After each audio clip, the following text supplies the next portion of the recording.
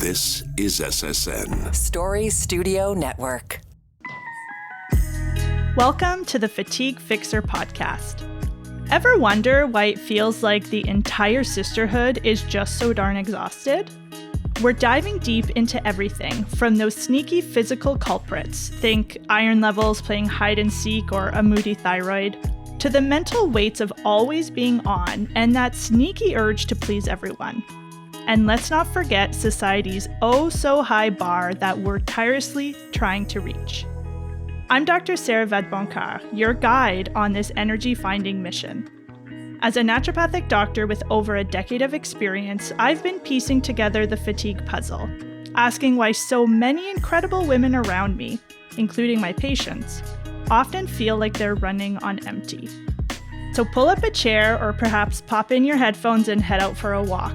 Together we'll uncover those hidden, surprising, and sometimes even downright unexpected reasons behind that lingering tiredness. Ready to recharge those batteries? All right, deep breath. Let's jump into today's insightful episode.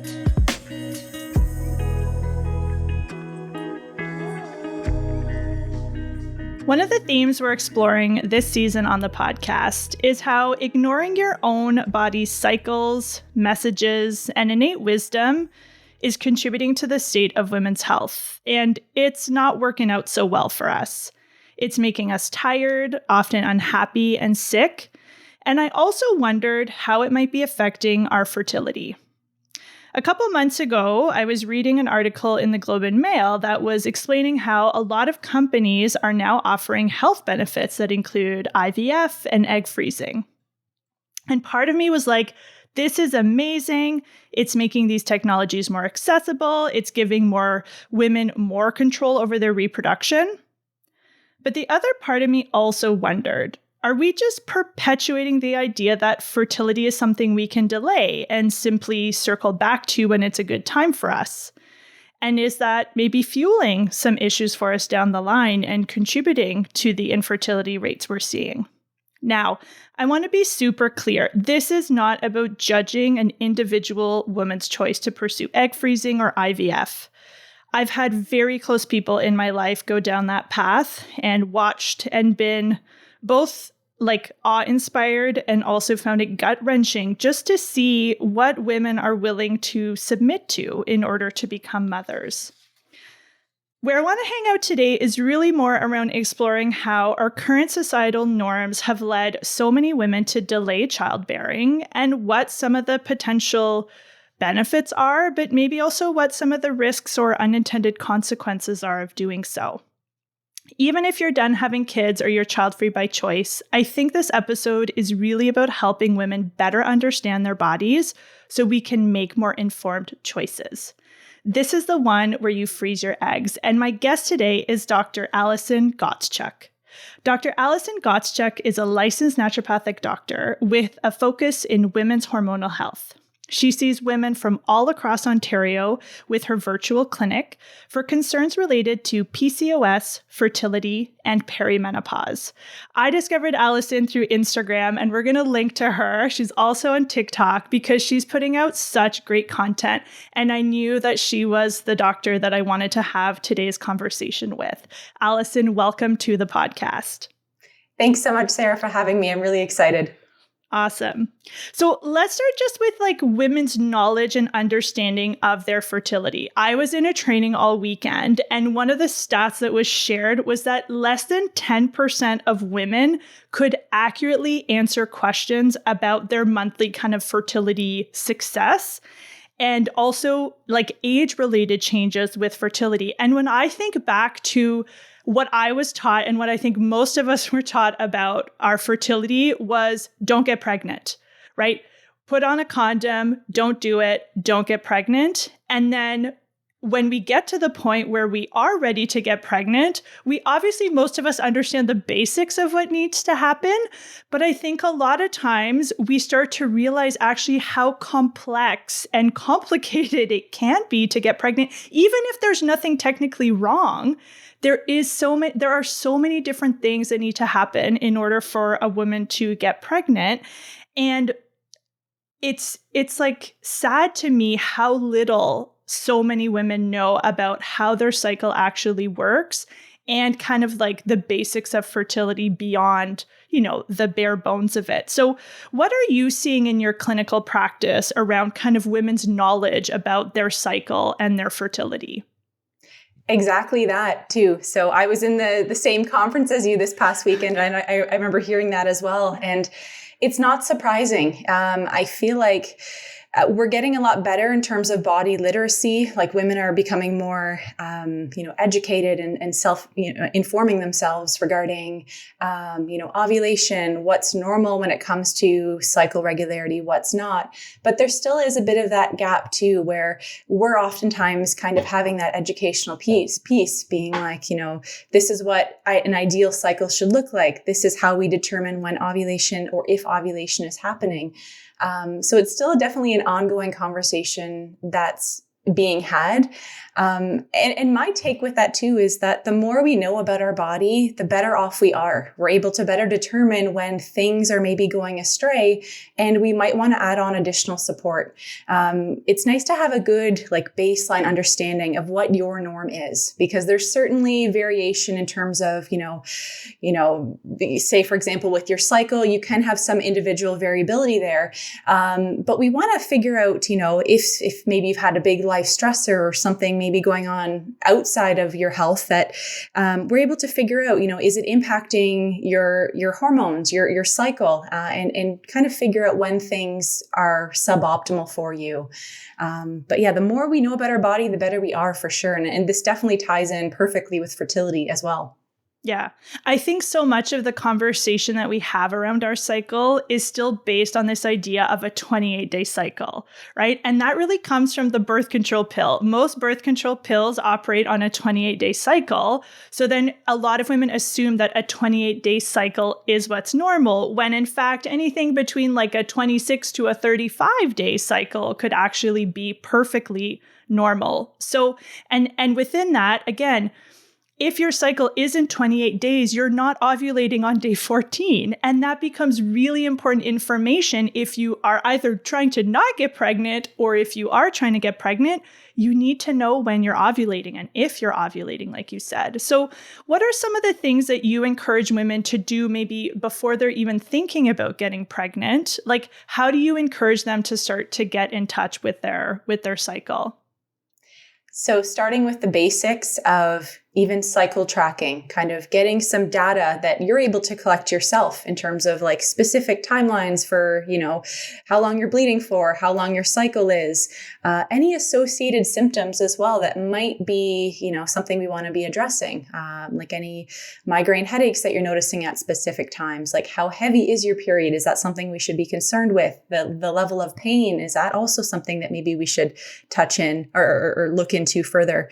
But the more data you're able to collect for yourself over time, that's useful information for us to take a look at and see as kind of your overall picture.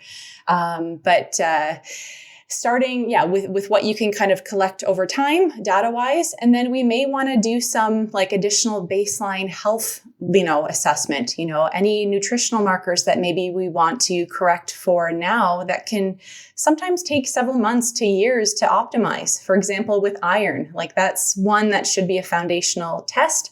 Same thing with vitamin D as well.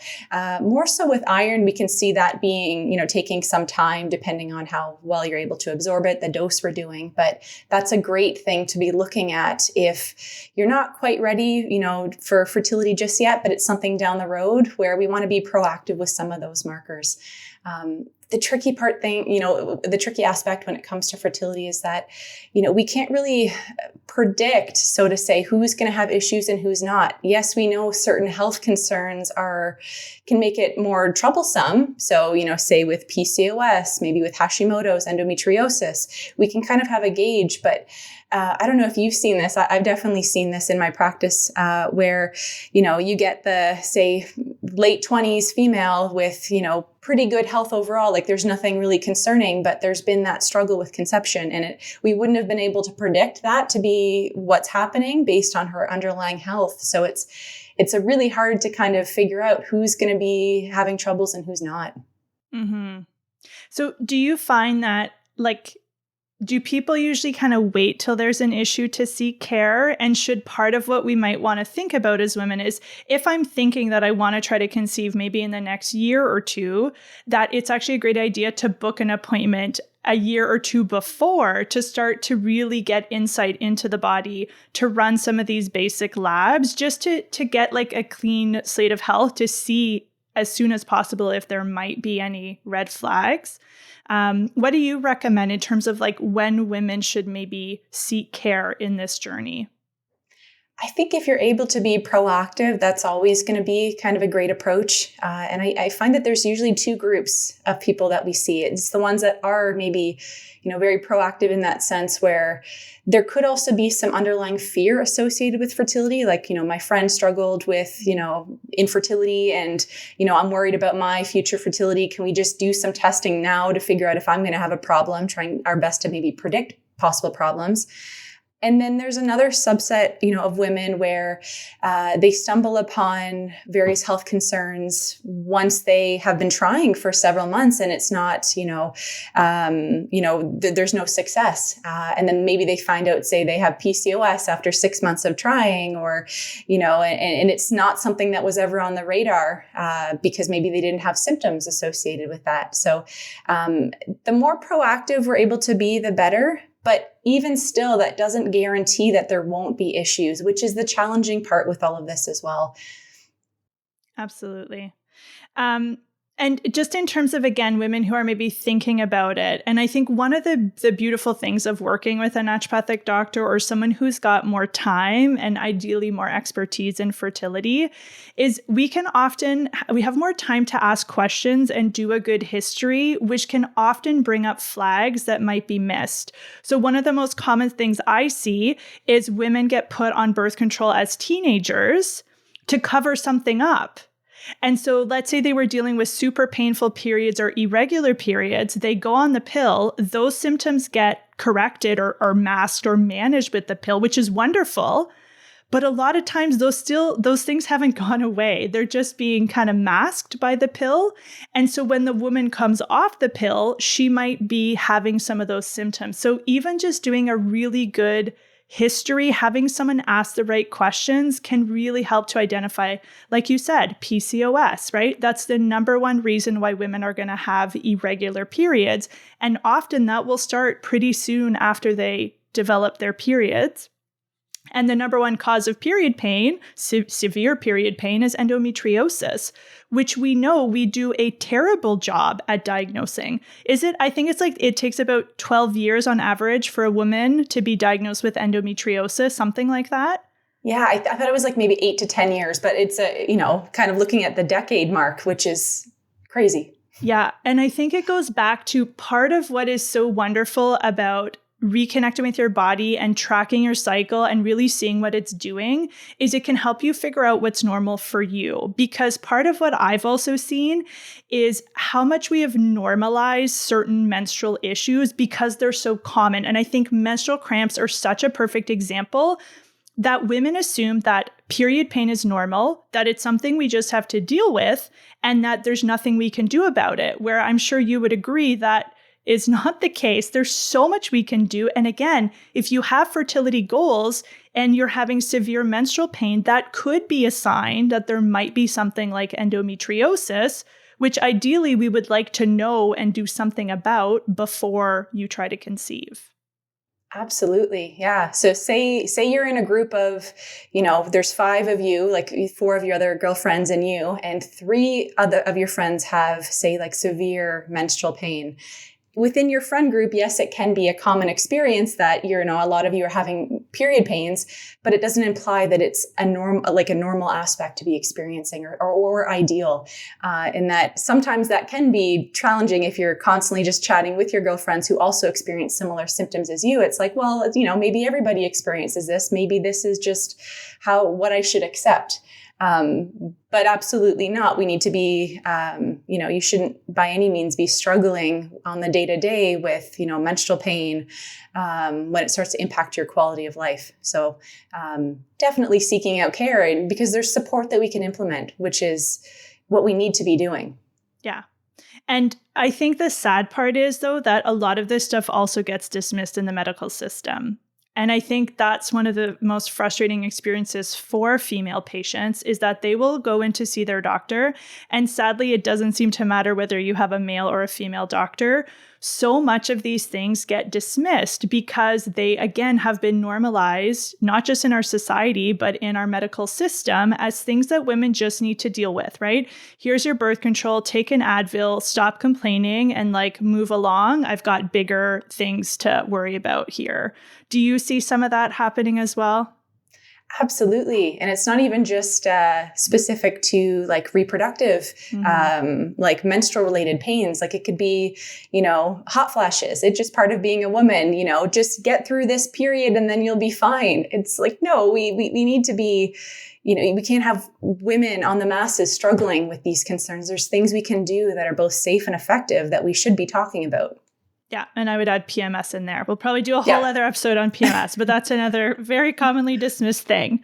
And what's so fascinating and what was shared in our conference that we were in this weekend is that when women understand their cycles, when we teach them some really basic things about fertility and cycles, they are more likely to have a baby at the end of that. So I find it like frustrating that we are not even teaching women the bare bones of what they might need to have a healthy pregnancy, to get pregnant, but yet we have no problem throwing them into egg freezing or an IVF cycle. And again, there's nothing wrong with those things, but could we maybe prevent or avoid needing some of those more invasive procedures if women just better understood what was actually happening with their cycle and how to, optimize their chances of getting pregnant? Yeah. Go ahead.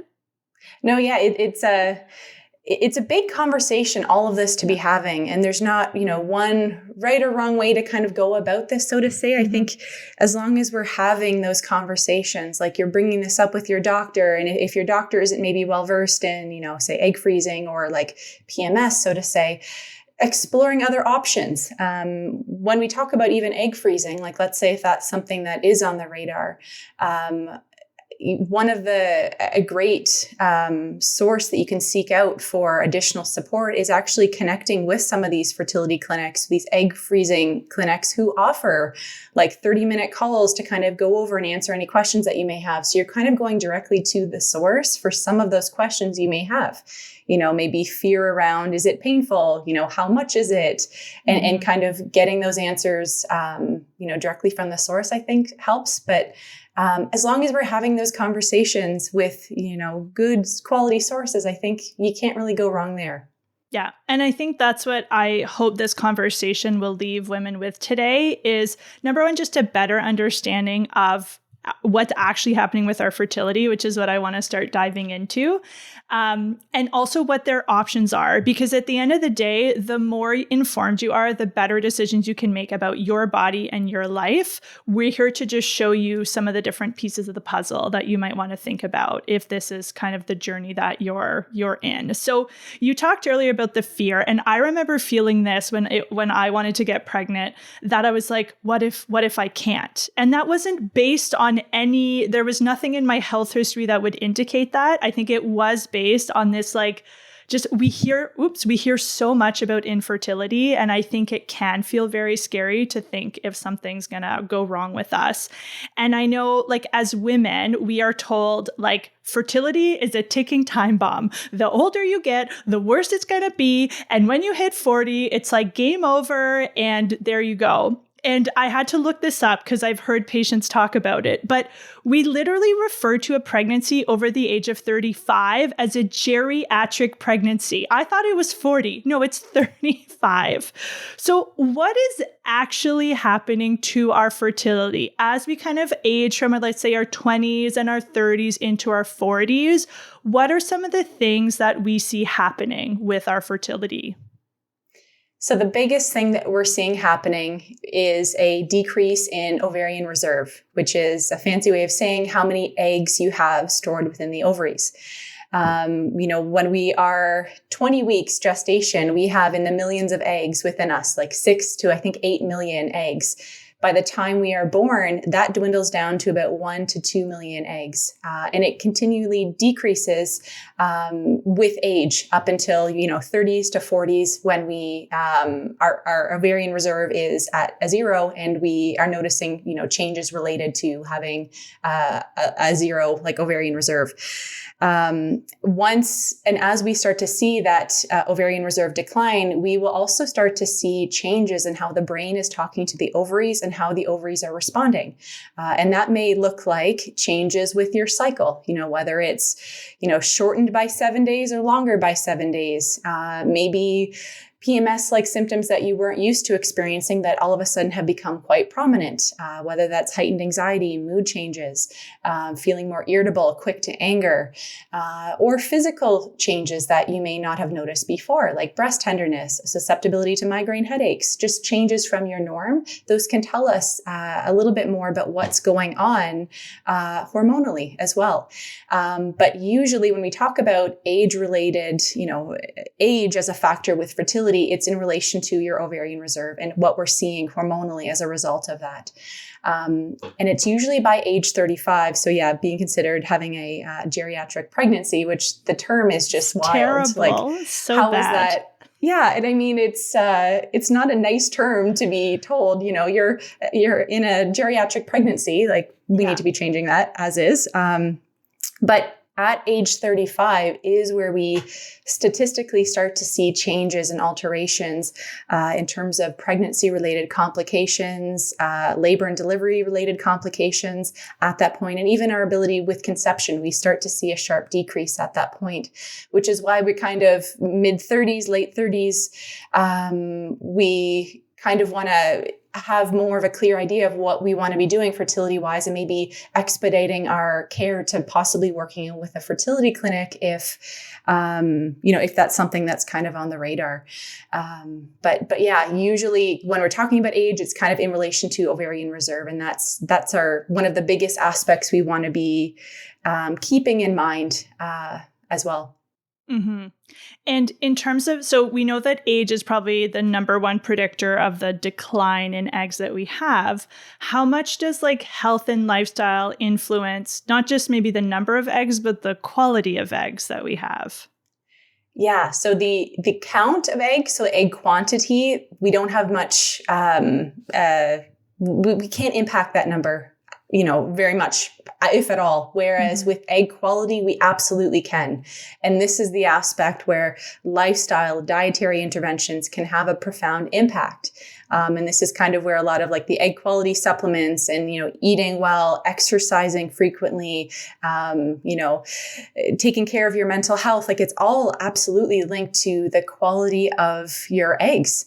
And when we talk about egg freezing, that's ideally what we want to do is capture those eggs that are in great quality, which they tend to be better quality when we're younger as opposed to older. So we're trying to get them at the time when they're of highest quality, to hopefully prevent any issues with conception, with pregnancy, and with labor as well.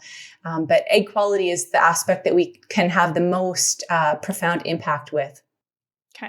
So kind of the take-home message, if I'm hearing this correctly, is that we can still get pregnant after 35 and 40. And certainly I think we've all seen that.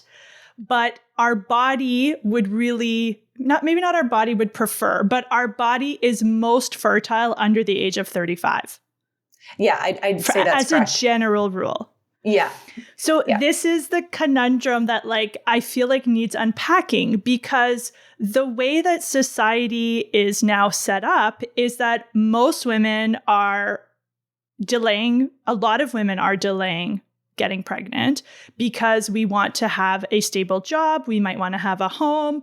A lot of us want to have a partner, and those things can take time. And all of those things are getting shifted because we're spending more time in school, we're getting married or partnering up later. And it's everything keeps getting pushed. And I think the feminist part of me is amazing, we can work and do all the things. But then again, the naturopath part of me is but the body doesn't care. It doesn't care that you're waiting for that partnership at your job, or it doesn't care that you're waiting to make more money, or that you have the perfect house or the perfect partner. You are born with a set number of eggs, and they are going to decline over time. And so how do we acknowledge or work those two things together? And that's the $1,000,000 question. Yeah, that's the tricky part to figure out for sure. Because Oh, sorry. I was going to ask. So if you're seeing a woman, let's start with like a woman maybe in her 20s, and she's coming to you saying, I want to get pregnant at some point. Like, is there specific things that you would recommend or have a woman think about when she's in her 20s, specifically around her fertility? Yeah. Again, cycle tracking, figuring out if there's any abnormalities there that might point us in one direction. There are some, basic labs that might be helpful for us knowing ahead of time, but we also want to be cognizant of not testing unnecessarily as well, right? Like not, we get asked a lot, can you test my AMH? I just want to know more about my, ovarian reserve. But we know that number alone it's impacted by so many different variables, and it doesn't tell us, what we want it to necessarily as a standalone test. So I think taking into account any symptoms that you might be experiencing, anything that might possibly be on the radar that we could maybe screen for ahead of time, like let's say, for example, with thyroid, are we wondering about thyroid health? Let's maybe add that on to our next requisition, testing maybe the antibodies and more of the thyroid markers. I'm a big believer in testing for the nutrient markers ahead of time, because those are things that usually take some time to bump up or increase anyways as is. So if we have the time, let's do that now. And, if there's anything going on maybe with your cycle, like you're maybe missing periods, we kind of want to figure out why maybe there's a stall in the ovulatory process ahead of time, implement support while we have the time. And then by the time, hopefully, we're thinking about, fertility or it's, conceptions on the radar, we will have supported the cycle a little bit more and at least started the investigation or the assessment prior to getting to that. So it really depends. There's not a huge list of labs. I would say everybody has to have this done, because I don't think that's the best approach. It should be individualized in that sense based on what you're feeling and the symptoms that you're experiencing. But like I said, nutrient markers, some basic labs like thyroid can be helpful as kind of a general for most people. Yeah, I think one of the things that really stuck out from the conference this weekend was that women who have Hashimoto's, so who have kind of are positive for those thyroid antibodies, do tend to have lower egg reserve, which can impact their fertility.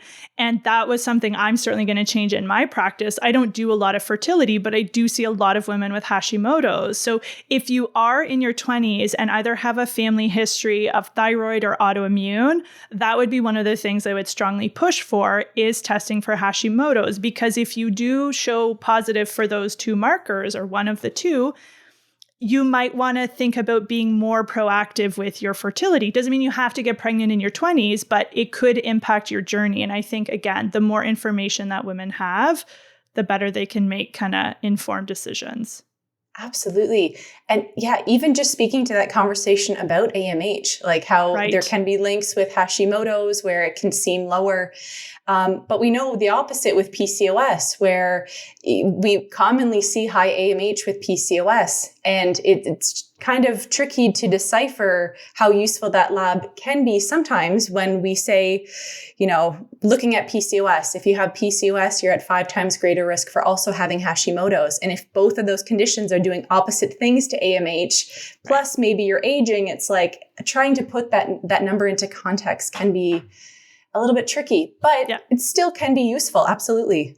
And for those who are listening who are like, what the heck is AMH? AMH stands for anti-Müllerian hormone, and is a blood test that can give us a sense of egg kind of reserve.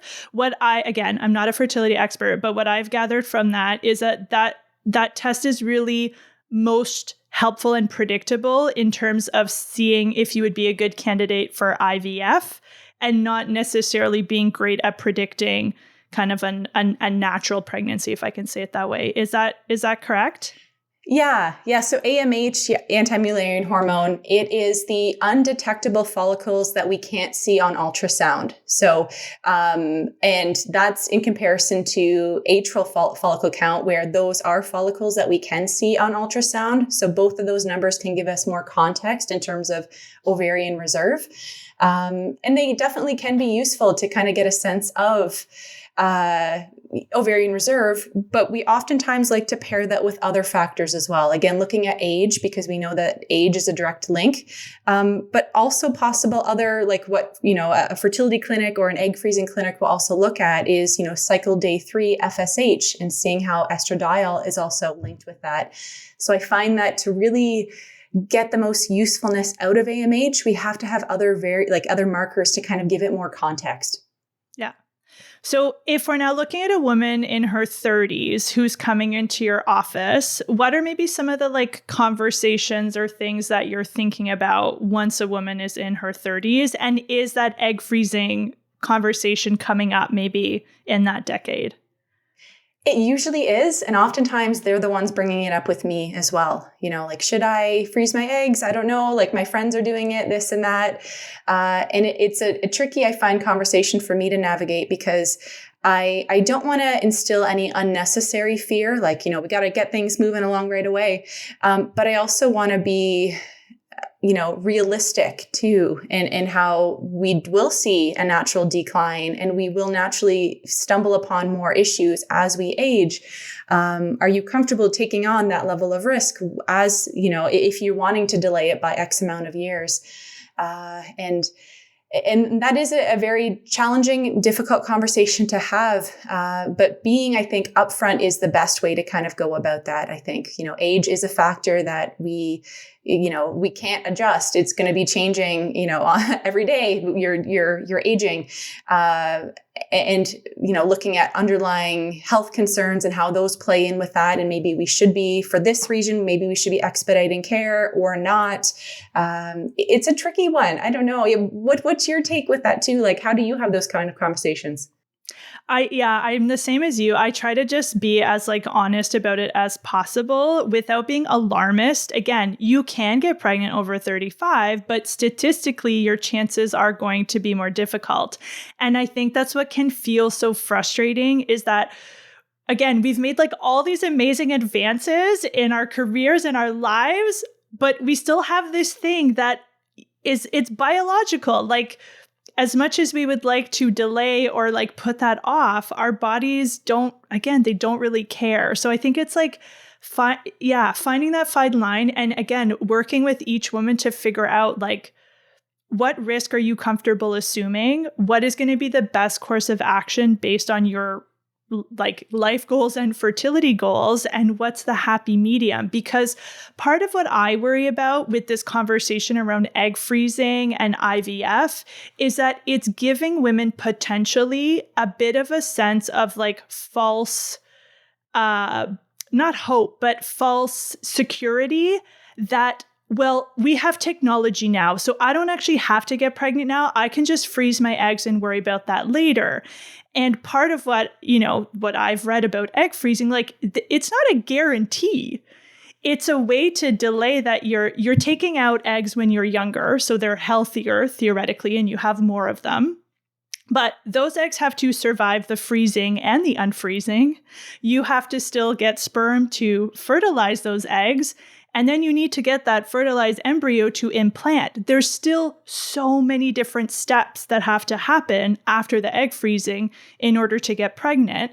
And I'm not up to date on IVF fertility rates, but from my understanding, they hover at around 25% success. Is that still about right? Obviously, that would really depend on a number of factors, but it's not 100% success rate. So like, I think that's where these type of conversations are so important. Like, is egg freezing and IVF a great advancement for fertility? Yes. I don't think we're going to argue that, but they're also not a like slam dunk that you can just assume that you can do those and that they're going to work out. And I think that's the hard part of this conversation is what there is no right answer, but what's going to be the path that feels best for you, essentially. And that's going to be very different for any woman listening to this. Yeah. And I think exactly having that conversation with somebody who's considering egg freezing is exactly what we need to be doing. You know, we are taking the eggs at a point at which they should be at the highest quality possible. And we're hoping to remove that variable of like low quality eggs as being a factor with fertility. But like you touched on, there's many reasons for why we see struggles with fertility. Predominantly looking at like the body environment. So like when we're actually, using those eggs, how is the body receiving that in terms of implantation? You know, is there underlying insulin resistance with PCOS that maybe we've kind of overlooked because we just assumed things are going to be great. We froze our eggs. This is kind of, like you said, a guarantee, so to say, but we have to be looking at what else might be or other common reasons for why we see fertility struggles, like those thyroid antibodies, anything structurally going on that might also get in the way as well, like endometriosis or any maybe large fibroids, again, that maybe could be part of the mix. It's removing one important variable, like related to age, but we can't just overlook and dismiss other aspects of fertility that can, make it challenging, so to say. So I think as long as we're having that conversation where, yes, this isn't a guarantee, it can, it's good to, get the eggs when they are of quality, but we have to also keep an eye on everything else that might be problematic as well. And we haven't even talked about the sperm. Yeah. Right? The sperm is like, this is another frustration I have. I see all these women having these super invasive things done to them in the name of fertility. And for sure, sometimes the woman is the one who needs the support. And yet, like, it seems like all the man has to do is show up, like, jerk off in a cup, and, like, his job is done.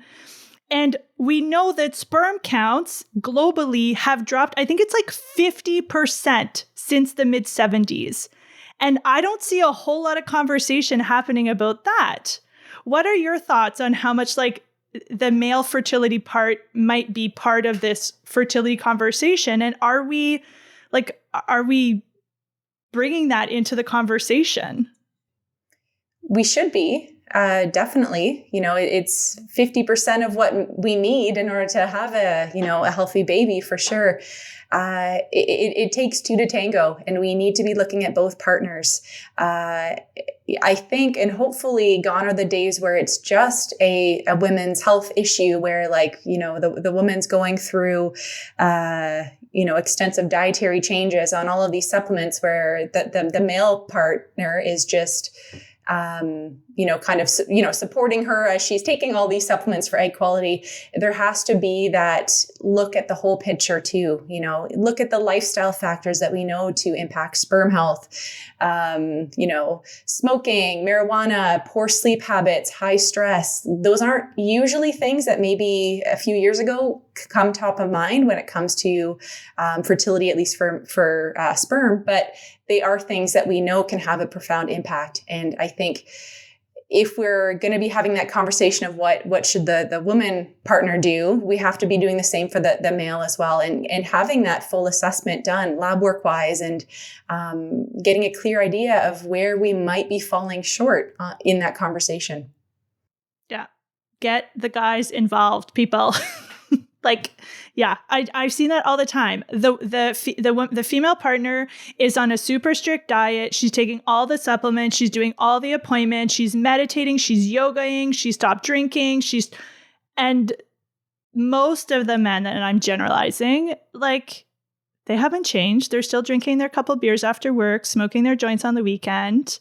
And that just, I don't know, that seems unfair maybe is not the right word, but like, it's just another place where the onus and the responsibility falls on the woman, and we assume it. And meanwhile, it's not like we shouldn't be assuming 90% of that. Like, we should assume our half, and the other partner, assuming they're male, should assume the other half.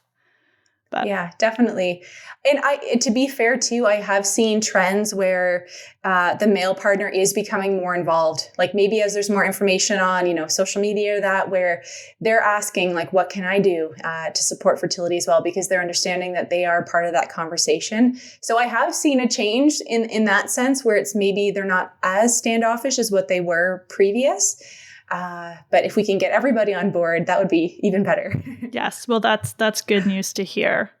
I want to wrap up by talking just a little bit more about this idea of unexplained infertility. And this is something I'm hearing about a lot in my office, where women are coming in, they've tried to get pregnant for a year, they've been sent to a fertility clinic for workup, and the kind of end of that diagnosis or the end of that journey is basically this like unexplained infertility. So can you just explain what that term means to start?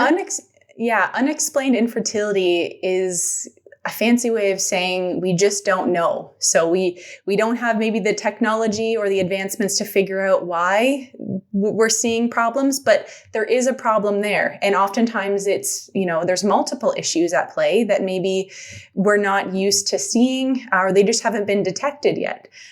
Because we usually screen for a lot of like the top reasons for why we see issues, like looking at blood clotting disorders, genetic disorders, women's health related concerns. We do a really great job at screening for a lot of those top issues. But unexplained infertility is kind of that umbrella term where it's, we're not exactly sure why, but something is kind of getting in the way. And oftentimes it's multiple factors. And when we do kind of get that diagnosis of unexplained infertility, I find it is best to just go back to the basics as well. Because yes, there's probably a lot that we don't know, but there are things that we do know. We do know that we will still need good quality eggs and sperm, regardless of what might else be going on. So going back to the basics in terms of lifestyle support, quality nutrition, will always be of benefit while we still try to figure out what might be going on as well. It's a challenging thing to be given that term, having unexplained infertility, very frustrating because we go through testing to get answers. And when it's kind of like, we're almost more confused than we were before, it can be very frustrating. But there can be, maybe some just benefit going back to the basics, like I had mentioned. Yeah, I agree. And one of the things I just want to leave our listeners with, which is something that also came up this weekend in our conference, is that if you are in your 40s and you are thinking that you want to get pregnant, don't delay.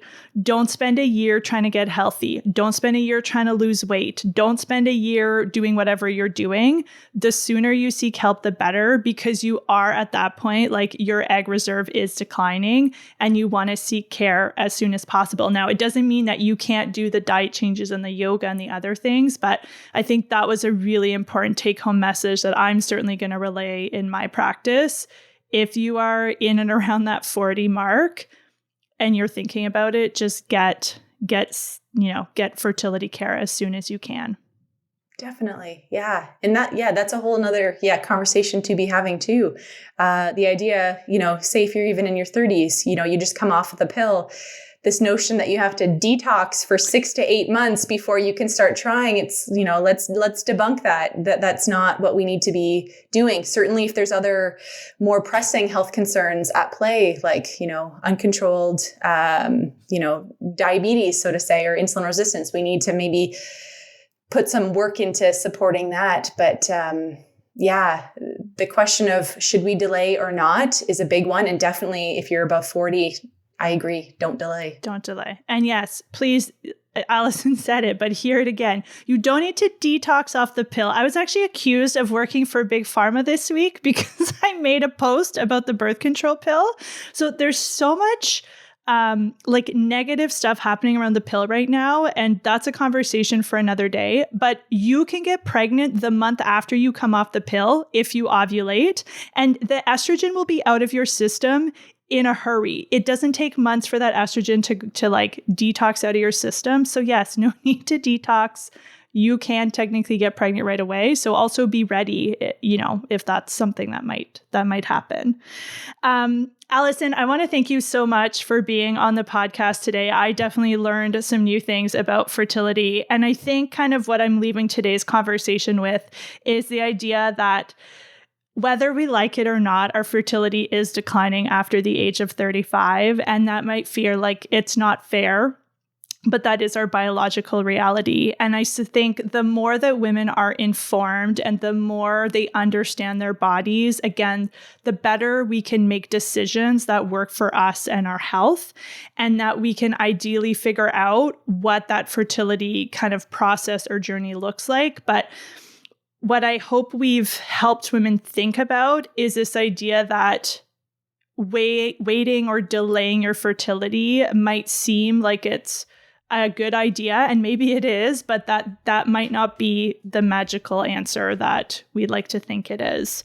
If you want more knowledge about fertility and hormones and all things PCOS and perimenopause, please go follow Dr. Gottschalk on Instagram. I love her posts. They're fun and super informative, and it's just a great way to educate yourself more on this topic. So thanks for tuning in, everybody, and we'll see you next week.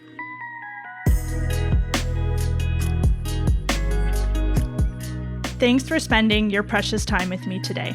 Remember, it takes a village or a podcast community to really make a dent in this fatigue epidemic. If today's episode resonated with you, do me a favor. Share it with a friend or two, and if you have a second, drop us that shiny 5-star review. It means so much to me.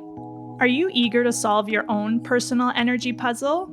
Hop on over to fatiguefixer.ca/quiz and check out my fatigue fingerprint quiz. Let's pinpoint what's standing between you and feeling your best. A big thank you to Jen Hudson and Drew Gardner over at Story Studio Network for bringing these conversations to life. And hey, just so you know, I've got your back. Your fatigue, it's super real, and it's definitely not just all in your mind. I see you and I believe you. Every 2 weeks, we'll keep these heart-to-hearts going, learning together and cheering each other on. Because between you and me, accepting perpetual exhaustion as the norm, that's not going to fly around here. See you back here in 2 weeks. Bye!